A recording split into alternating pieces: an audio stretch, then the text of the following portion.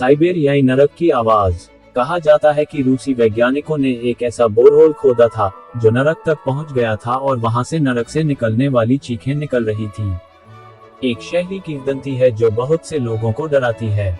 कहानी यह है कि 1989 में साइबेरिया में रूसी वैज्ञानिकों ने पृथ्वी की पपड़ी में लगभग 14.5 किलोमीटर की गहराई तक एक बोरहोल खोदा था।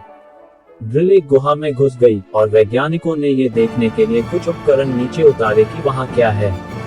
तापमान लगभग 1100 डिग्री सेल्सियस लगभग 2000 डिग्री फ़ारेनहाइट था, लेकिन असली चौंकाने वाली बात वह आवाज थी जो रिकॉर्ड की गई थी। माइक्रोफोन पिघलने से पहले उन्हें केवल 17 सेकंड की ऑडियो मिली, लेकिन ये लानत मलामत करने वालों की चीखों के 17 भयावह सेकंड थे। कहानी के अनुसार इस बात से आश्वस्त होकर कि उन्होंने नरक की आवाजें सुनी हैं, कई वैज्ञानिकों ने तुरंत ही कार्यस्थल छोड़ दिया। जो लोग रुके थे उन्हें उस रात बाद में और भी बड़ा झटका लगा। बोरहोल से चमकदार गैस का एक गुबार फूट पड़ा, एक विशाल पंख वाले दानव का आकार सामने आया और रूसी में मैंने जीत हासिल की है शब्द आग की लपटों में जल गए। अजीबोगरीब चीजों के अंतिम स्पर्श के रूप में चिकित्सकों ने साइट पर मौजूद सभी लोगों को उनकी अल्पकालिक याददाश्त मिटाने के लिए एक शामक की खुराक दी।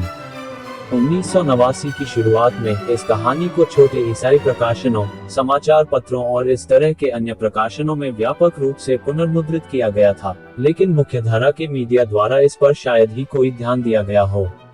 कुछ इंजीलवादियों और बाइबल के शाब्दिक अर्थों के लोगों ने इस घटना को भौतिक नरक के अस्तित्व के प्रमाण के रूप में उद्धृत किया, एक व्याख्या जो कहानी चलाने वाले प्रकाशनों के बीच आम सहमति लगती थी।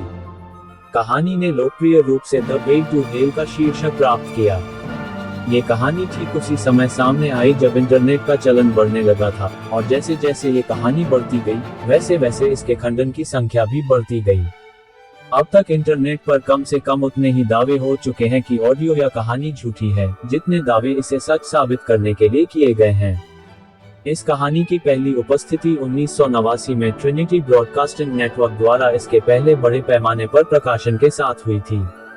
इस ईसाई नेटवर्क के पास प्रिंट न्यूज़लेटर के अलावा टेलीविजन शो भी है, और उन्होंने 1989 के अंत में अपने प्रसारण और प्रिंट दोनों संस्करणों में वैज्ञानिकों ने नरक की खोज की शीर्षक से कहानी चलाई। इसके तुरंत बाद उन्होंने कहानी का एक विस्तारित संस्करण चलाया जिसमें बोरहोल से शैतानी प्रेत के निकलने का नया रिपोर्ट किया गया विवरण शामिल था। अन्य ईसाई न्यूज़लेटर्स ने कहानी को उठाया, जिसमें फरवरी 1990 में प्रेज द लॉर्ड और अप्रैल 1990 में मिडनाइट क्राई शामिल हैं। लेकिन हर कोई इस बात से सहमत नहीं था।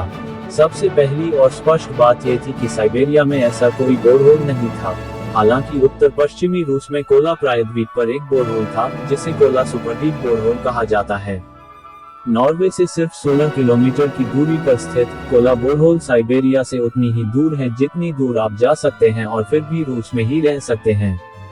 कुछ शोधकर्ताओं ने पाया कि कहानी का समय संदिग्ध रूप से साइंस पत्रिका के अगस्त 1989 के संस्करण में छपे एक लेख के समय के करीब था, जिसका शीर्षक था European deep drilling leaves Americans behind, जिसमें कोला परियोजना और जर्मनी में इसी तरह की एक परियोजना पर चर्चा की गई थी। साइंस ने बोरहोल के उद्देश्य को समझाया। सोवियत संघ के लिए गहरे छेद सिर्फ भूवैज्ञानिक सिद्धांत के परीक्षण के लिए उपकरण नहीं है, वे और भी बहुत कुछ की उम्मीद करते हैं। एक अतिरिक्त लाभ बेहतर ड्रिलिंग तकनीक है। दूसरा लाभ ज्ञात खनिज संसाधनों के नीचे सबसे गहरे स्तर की जानकारी है। और स्पुतनिक प्रभाव का आकर्षण हमेशा बना रहता है, दुनिया में सबसे गहरा छेद होने का गौरव।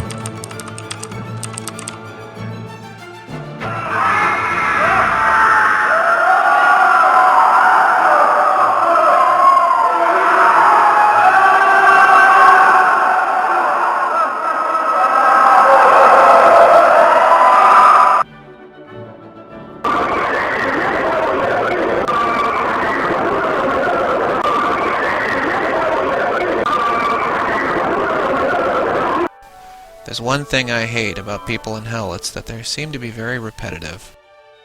और इसलिए कुछ प्रतिस्पर्धी ईसाई समाचार पत्रिकाएं अधिक संशयी थीं। उन्होंने न केवल कहानी में तथ्यात्मक त्रुटियां देखी, बल्कि ट्रिनिटी ब्रॉडकास्टिंग नेटवर्क के पास उनकी कहानी के लिए सत्यापन योग्य स्रोतों की कमी भी देखी। क्रिश्चियनिटी टुडे ने जुलाई 1990 में वे टू हेल को गलत साबित करने वाला एक लेख प्रकाशित किया, जिसके बारे में हम थोड़ी देर में और बात करेंगे, जैसा कि 2 महीने बाद बाइबल आर्कियोलॉजी रिव्यू ने भी किया। अब ये सब बिना किसी कथित ऑडियो रिकॉर्डिंग को सुने हुआ। किसी ने कभी इसे प्रस्तुत नहीं किया या कहीं प्रसारित नहीं किया। 12 साल बाद 2002 में जब ये कहानी विभिन्न टैब्लॉइड में कम से कम 2 बार और छप चुकी थी, तब आर्ट बेल के रेडियो कार्यक्रम कोस्ट टू कोस्ट एम के एक संवाददाता ने एक ऑडियो रिकॉर्डिंग ईमेल की। साथ में दिया गया पत्र इस प्रकार था: मैंने हाल ही में आपका रेडियो शो सुनना शुरू किया और जब आपने आज रात नरक से आने वाली आवाजों के बारे में बात की तो मुझे यकीन नहीं हुआ। मेरे चाचा ने मुझे कुछ साल पहले ये कहानी सुनाई थी और मैंने उन पर यकीन नहीं किया। आपके एक श्रोता की तरह जिसने इस कहानी को सिर्फ एक धार्मिक अखबार की मनगढ़ंत कहानी के अलावा कुछ नहीं माना। खुदाई, नरक से आने वाली आवाजों की कहानी बहुत सच्ची है। ये साइबेरिया में हुआ था। मेरे चाचा ने असाधारण और अलौकिक घटनाओं पर वीडियो एकत्र किए थे। उनका हाल ही में निधन हो गया। उन्होंने मुझे साइबेरिया में नरक से आने वाली आवाजों पर एक ऑडियो टेप सुनने को दिया और मैंने उसकी कॉपी बना ली। उन्हें ये कॉपी एक दोस्त से मिली थी जो बीबीसी में काम करता था। मेरे चाचा के टेप से वह आवाज संलग्न है। बेल ने फिर रिकॉर्डिंग बजाई और तब से यह व्यापक रूप से प्रसारित हो रही है। आज भी ये कहानी समय समय पर सुनाई जाती है, अब सहायक ध्वनि के साथ। यह एक मजबूत शहरी किंवदंती बन गई है।